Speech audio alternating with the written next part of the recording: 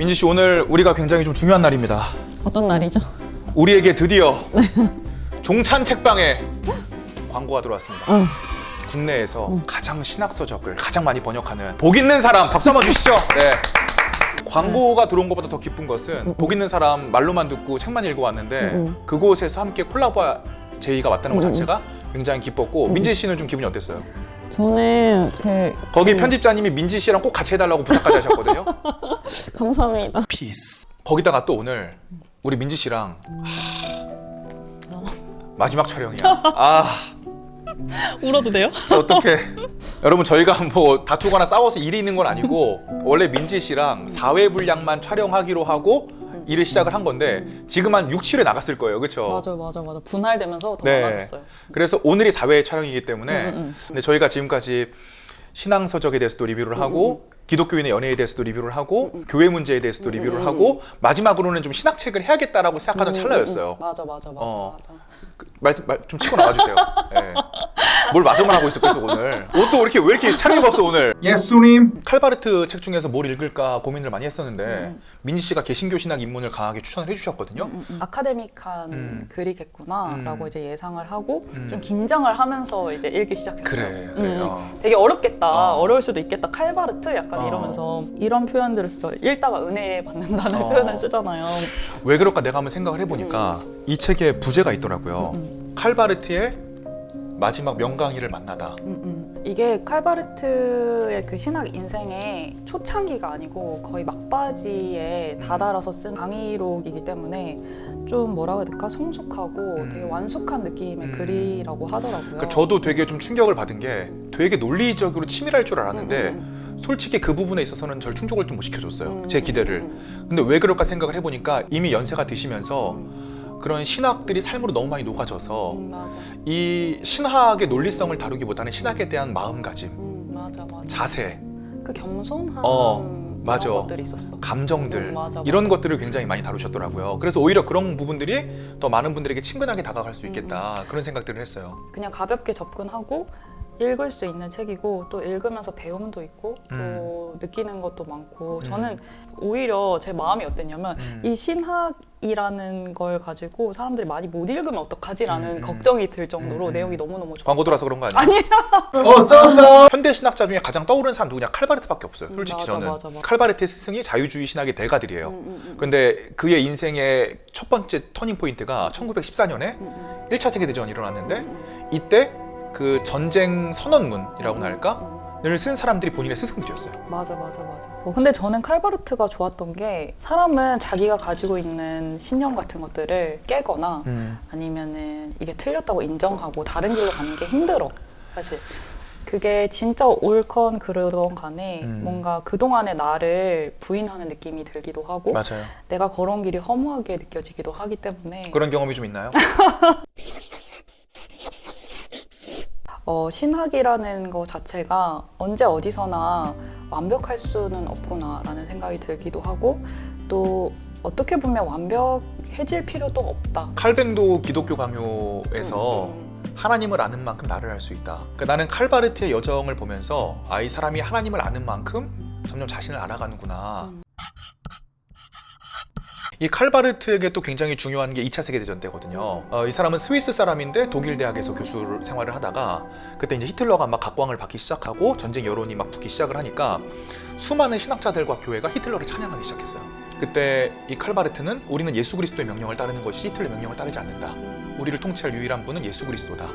추방을 당해서 스위스 바젤 대학에서 교수 생활을 마감을 했고, 그리고 요거는 아마 바젤 대학에서 마지막 강의를 수록해 놓은 책이 아닐까 그렇게 조심스럽게 네. 좀 예상을 해봅니다. 그 종찬 전도사님께서 웬일로 전도사님이라고 저를 원래 종찬 씨라고 하거든요. 네.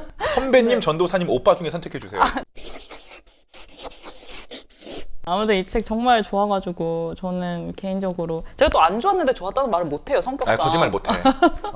근데 이 책은 정말 좋았고 제가 여기 초입에 개신교 신학이란 무엇인가라고 짧게 정의한 부분이 있어요. 그래서 11페이지에 개신교 신학은 복음의 하나님을, 즉 복음 안에서 스스로를 알리시고 인간에게 말씀하시며 인간들 사이에서 인간에게 행동하시는 하나님을 인지하고 이해하고 언어로 표현한다. 바로 그 하나님이 인간적 학문의 대상이 되시는 곳, 바로 그분이 그 신학의 근원과 규범이 되시는 사건이 발생하는 곳, 그곳에 개신교 신학은 존재한다. 그 칼바르트는 그런 얘기 하더라고요. 어차피 인간은 무한한 하나님을 완전히 인식할 수 없기 때문에 그분이 어떤 역사 속에서 자신을 드러내 주신 만큼만 알 수 있다. 그 현장 속에서만 알 수 있다. 그러니까 신학이라는 게 단순히 논리적인 작업, 그냥 사변적인 작업이라는 것이 아니라 우리 인생에도 얼마든지 하나님이 개입하시는 순간들이 있잖아요. 그 지점들이 다 신학의 순간들이고 우리가 올바르게 신학을 알아야 그 지점들을 올바로 해석할 수 있다. 우리가 신학을 바라볼 때 이 신과 학의 구분을 하는 게 좋지 않나라는 생각을 해요. 신학을 할 때 우리가 신에 대해서 알려고 하고 이해하기 위한 학문이지만 거기에 앞서서 이 학문이라는 거에 대해서도 생각을 해봐야 된다고 생각을 하거든요. 학문은 인간이 하는 거잖아요. 그래서 신과 학의 구분과 그 거리를 이해하고서 신학을 시작을 해야 된다. 진짜 겁나 고급시다. 신과 학의 거리를 이해해야 된다. 많은 신학하시는 분들이 착각하는 것 중에 하나가 신학이라고 하니까 학보다도 신의 중점을 많이 두더라고요. 그래, 난 왜 반대를 많이 봤는데? 진짜? 학에 난 너무 많이 관점을 뒀어. 그래서 학에서 다시 신앙으로 들어오는데 되게 오래 걸렸어요. 오히려 나는 그게 더 건강한 방향이라고 생각을 하고. 그래, 한 번쯤은 거쳐야 되는 방향성일 수도 있지. 따다닥 무너지는? 네, 근데 그 신에 너무 중점을 두고 내가 공부하고 있는 대상이 신이다라는 생각을 하게 됐을 때 오만해질 수 있고 우리가 기독교 역사상에서 그래. 여러 가지 폭력적인 일들이 겁나 오만했잖아. 나 겁나 지금도 오만해. 솔직히 이해하는데 겁나 오만했잖아. 신학의 매력은 알면 알수록 내가 모른다는 걸 알게 된다는 거. 소크라테스. 내가 그 얘기할 줄 알았어. 인간은 신은 알 수 없구나. 그럼에도 불구하고 신은 우리에게 계속해서 말을 걸고 자신의 모습을 우리에게 보여주려고 하는구나. 그래, 계시하시려고 하시는구나. 피스. 우리 인생에서 좀 우리를 불안하게 하는 것들이 뭐가 있을까? 그냥 매 순간이지 않을까요? 매 순간 내가 이거를 불안이라는 이름을 붙이지 않아도 계속 살아있는 것 자체가 그렇지 않나? 그러니까 본인이 불안한 걸 얘기해달라고. 불안한 거. 본인이 불안한 걸 얘기해달라고. 불안한 거는 근데 딱히 없는 거. 진짜야? 내가 며칠 전에 이거 상의하려고 전화했더니 밖에 나가는 중이라고 그러시더라고요. 내가 어디 가냐 그랬더니 목적지가 없대.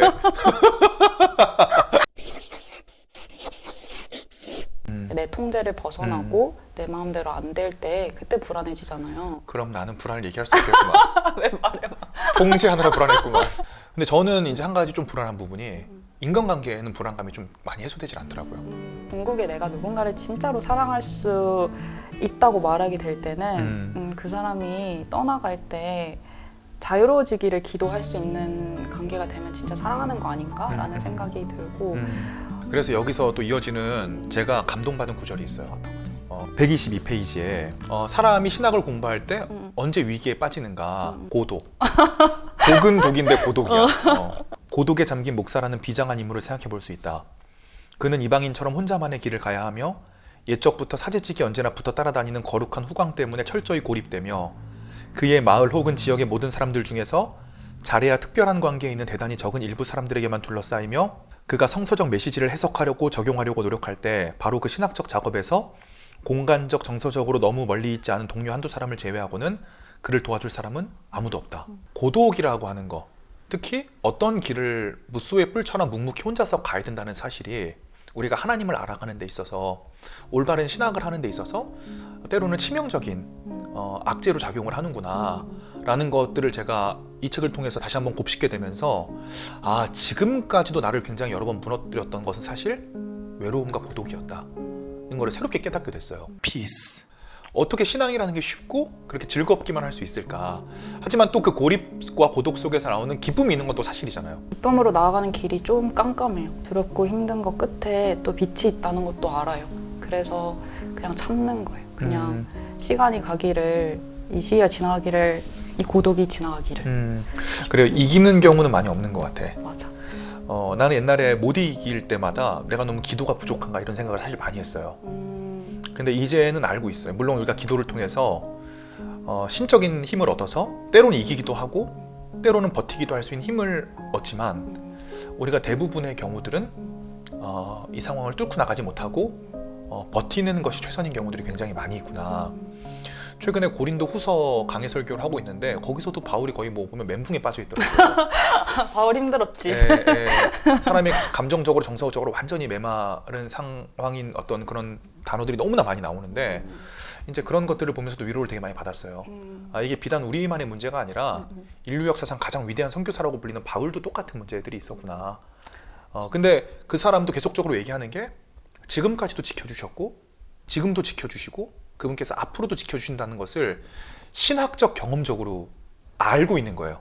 감정적으로는 모르는데 이걸 이 사람이 알므로 갖고 있는 거야. 그러니까 그 상황을 버틸 수 있는 용기를 그 안에서 얻는, 신학이라는 것이, 하나님을 아는 것이 정말 너무 중요하다. 알아차려주는 사람이 있으면 좋을 것 같기도 해요. 그게 목회하시는 사역자분들이나 근데 그때 뭐 막 화이팅 화이팅 이게 아니라 내가 당신의 고독과 아픔을 알고 있다고 이렇게 해주는 것만으로도 성도분들은 많이 위안이 되지 않을까 라는 생각이 들어요. 맞아. 그거 맞아. 마지막으로 민지 씨가 생각할 때 우리에게 신학이 필요한 이유. 그런 거 있잖아요. 내가 누구 좋아하면 그 사람 알고 싶잖아요. 그냥 그게 전부인 것 같아요. 갑자기 그게 생각나네요. 3대 호구 노래 아세요? 또 이상한 그 중에 제가 제일 좋아하는 노래가 있어요. 더 너치의 사랑의 바보라고. 하지마. 언젠가 그녀가 날 떠날 걸 잘 알아. 예수님. 감정적인 존재지만 감정은 너무 무너지기가 쉽기 때문에 그거를 받쳐줄 이론적인 부분이 좀 필요하다. 맞아. 그러니까 우리가 어떤 논리성이 있으면 마음이 조금 무너져도 생각으로 버틸 수 있어요. 맞아. 그런데 그거 자체가 안 되면 그 알매에 대한 확신이 없으면 감정이 무너졌을 때 완전 내 존재 자체가 무너지는 경험들을 하기 때문에 알미라고 하는 것은 우리 인생의 완전 핵심적인 부분이다라고 저는 얘기를 못 하겠어요. 하지만 우리 인생의 안전장치다라고 생각을 해요. 그리고 이 기독교 신학이 위대한 게 단순히 뭐 10년, 20년 연구된 게 아니라 이미 2000년째 연구되고 있기 때문에 신학자들이 2000년째 있거든요, 지금. 이미 역사적으로 수많은 천재들에 의해서, 역사에 의해서 계속적으로 합의되어 오고 맞다고 생각되어 오고 계속적으로 발전된 이 과정들은 하나님에 대한 공적인 알을 주기에 어느 정도 충분한 가치, 값어치가 있다. 또 복 있는 사람들에서 메일링 서비스를 하고 있어요. 네, 맞아요. 메일링 보내주신 걸 보니까 굉장히 신학자들에 대해서 쉽고 자세하게 맞아. 이게 동시에 잡기가 쉽지 않거든요. 맞아. 이달에 신학자를 정해 놓으시고 한 달에 4번씩 그 신학자에 대해서 이렇게 보내주시니까 여러분들이 신학에 대해서 잘 모르시더라도 아주 편안하게 받아보실 수 있을 것 같아요. 아래 지금 링크에 제가 좀 걸어두도록 하겠습니다. 저도 구독해서 보고 있거든요. 그러니까 보고 있더라고 이미. 대단한 여자야. 어떻게 그걸 알고 다 보고 있어. 알겠습니다. 민지 씨 그동안 한 몇 개월간 함께 해주셨는데 좀 소감 어떠셨는지 한번 좀 부탁드릴게요. 소감이요? 소감 없는데. 소감 없어?